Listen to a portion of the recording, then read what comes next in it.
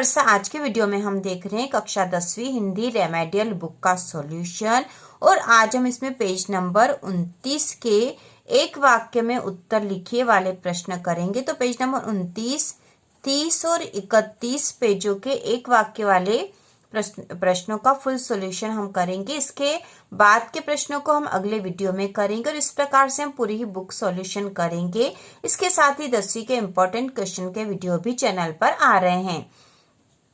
तो प्रश्न है, एक वाक्य में उत्तर लिखिए। तो इसका पहला प्रश्न है, रिपोर्टाज किस भाषा का शब्द है? रिपोर्टाज किस भाषा का शब्द है? तो इसका उत्तर होगा रिपोर्टाज फ्रांसीसी भाषा का शब्द है। क्योंकि यहाँ हमें एक वाक्य में उत्तर देना है तो हमें पूरा ही वाक्य यहाँ लिखना चाहिए। रिपोर्टाज किस भाषा का शब्द है? उत्तर होगा रिपोर्टाज फ्रांसीसी भाषा का शब्द है। इसके बाद दूसरा है, हिंदी गद्य की सर्वाधिक लोकप्रिय विधा कौन सी है? हिंदी गद्य की सर्वाधिक लोकप्रिय विधा कौन सी है? तो इसका उत्तर होगा हिंदी गद्य की सर्वाधिक लोकप्रिय विधा कहानी है। इसके बाद तीसरा प्रश्न है, आधुनिक हिंदी गद्य का विकास किस युग से प्रारंभ हुआ? आधुनिक हिंदी गद्य का विकास किस युग से प्रारंभ हुआ? तो इसका उत्तर है आधुनिक हिंदी गद्य का विकास भारतेंदु युग से प्रारंभ हुआ। अगला चौथा प्रश्न है, जीवनी किसकी लिखी जाती है? इसका उत्तर है जीवनी किसी महापुरुष या प्रसिद्ध व्यक्ति की लिखी जाती है। जीवनी किसी महापुरुष या प्रसिद्ध व्यक्ति की लिखी जाती है। इसके बाद अगला पांचवा प्रश्न है, उपन्यास सम्राट किसे कहा जाता है? तो इसका उत्तर होगा उपन्यास सम्राट प्रेमचंद को कहा जाता है। ठीक है, प्रेमचंद जो कहानीकार भी है, उपन्यासकार भी है, तो उपन्यास सम्राट भी प्रेमचंद को कहा जाता है और कहानी सम्राट भी प्रेमचंद को ही कहा जाता है। इसके बाद अगला प्रश्न है, एकांकी में कितने अंक होते हैं? तो इसका उत्तर है एकांकी में 1 अंक होता है। प्रश्न नंबर 7वां है, कहानी के कितने तत्व होते हैं? तो इसका उत्तर है कहानी के 6 तत्व होते हैं। प्रश्न नंबर 8वां, कहानी के तत्वों के नाम लिखे। तो यहाँ हमें तत्वों के नाम लिखने हैं। तो कहानी के तत्व है कथा वस्तु, पात्र या चरित्र चित्रण, संवाद, भाषा शैली। 5वां है देशकाल या वातावरण और 6ठा उद्देश्य। कहानी के तत्व हैं कथा वस्तु, पात्र जिसे चरित्र चित्रण भी कहते हैं, संवाद, भाषा शैली, देशकाल या वातावरण और उद्देश्य। इस प्रकार कहानी के 6 तत्व होते हैं। इसके बाद है, प्रतिमा पर सरकंडे का चश्मा किसने लगाया था? तो इसका उत्तर है प्रतिमा पर सरकंडे का चश्मा बच्चों ने लगाया था। 10वां प्रश्न है, कंपनी के काम के सिलसिले में कस्बे से कौन गुजरता था? तो इसका उत्तर होगा कंपनी के काम के सिलसिले में कस्बे से हालदार साहब गुजरते थे। ठीक है, हमें पूरा ही वाक्य लिखना है क्योंकि प्रश्न ही एक वाक्य में उत्तर दीजिए, तो पूरा वाक्य हमें लिखना होगा। यहाँ कंपनी के काम के सिलसिले में कस्बे से हालदार साहब गुजरते थे, ये वाक्य बनेगा यहाँ। इसके बाद है, नेताजी की मूर्ति किससे बनी थी?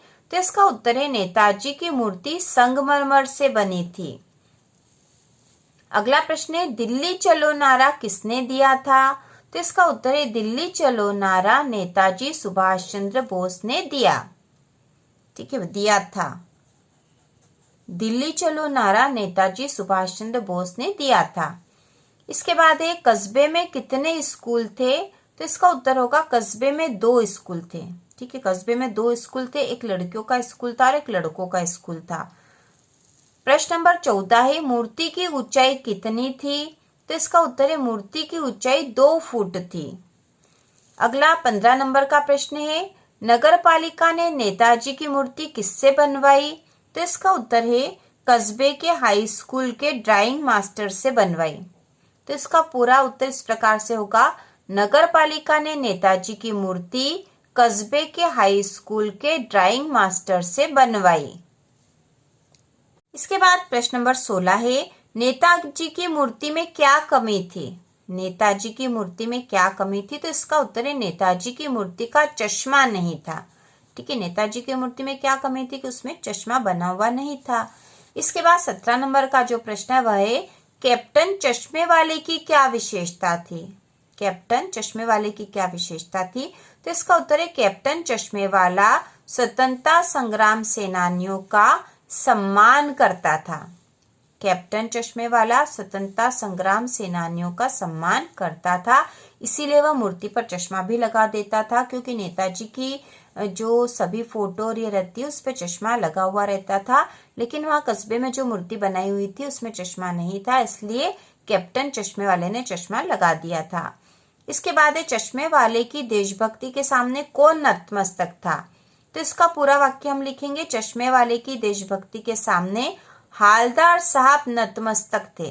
ठीक है, इस प्रकार से इसका उत्तर आएगा, चश्मे वाले की देशभक्ति के सामने हालदार साहब नतमस्तक थे।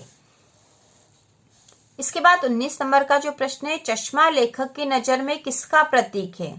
चश्मा लेखक की नजर में किसका प्रतीक है? तो इसका उत्तर है चश्मा देशभक्ति की भावना का प्रतीक है। चश्मा देशभक्ति की भावना का प्रतीक है। इसके बाद अगला प्रश्न नंबर 20वां है, स्वयं प्रकाश के कितने कहानी संग्रह प्रकाशित हो चुके हैं?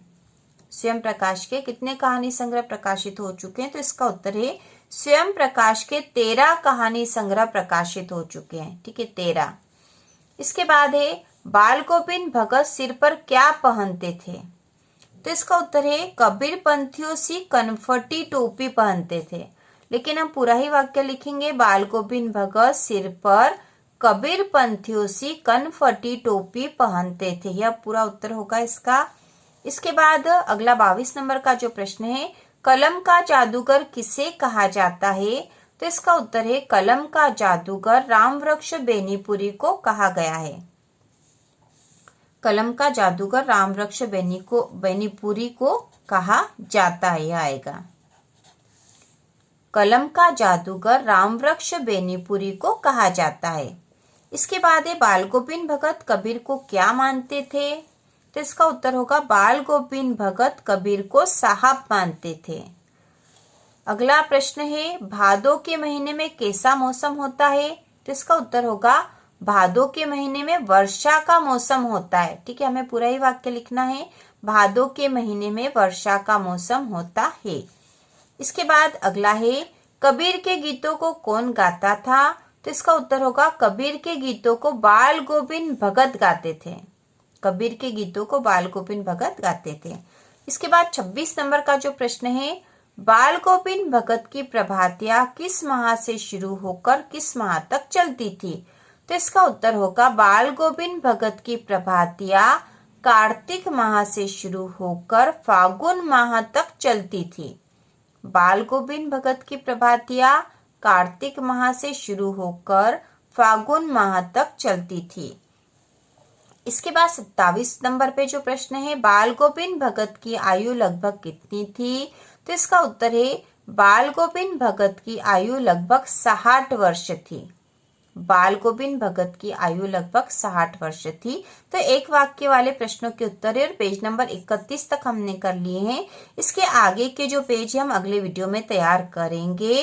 और इसके साथ ही आपको यह भी ध्यान रखना चाहिए कि जो एक वाक्य वाले प्रश्नों के उत्तर है ये वैकल्पिक प्रश्नों में भी आ सकते हैं या सत्य सत्य में भी आ सकते हैं, तो इनको भी हमें समझकर ही हल करना चाहिए, जिससे कि ये यदि वैकल्पिक में आए या रिक्त स्थान में आए या सत्य सत्य में आए तो भी हम आसानी से कर सके।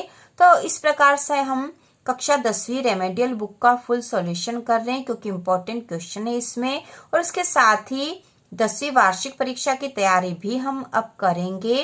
तो इसी प्रकार के और वीडियो देखने के लिए, कक्षा 10वीं की संपूर्ण तैयारी के लिए चैनल को सब्सक्राइब कीजिए।